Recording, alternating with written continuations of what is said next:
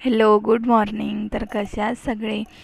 तर आज पटापट स्वयंपाक करायचं, लवकर स्वयंपाक करायचा होता, त्यांना बाहेर जायचं होतं.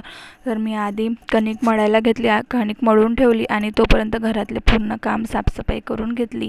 तोपर्यंत छान अशी कणिक मळून ठेवलेली डबल चुरून घेतली आणि पोळ्या करून घेतल्या. एका साईडला कुकरमध्ये वाटाणा शिजवायला ठेवले होते. वाटाणा शिजवायला ठेवले होते आणि वेळेवर मग लाईन पण गेली होती. पोळ्या करता करता अंधारातच मग पोळ्या पण कराव्या लागल्या.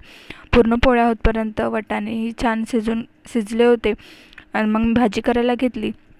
त्या दिवशीच्या भाजीमधली पेस्ट नव्हता वाटलेला, तर तो पण टाकला भाजीमध्ये आणि मग कांदा लसूणचा फोडणी दिली.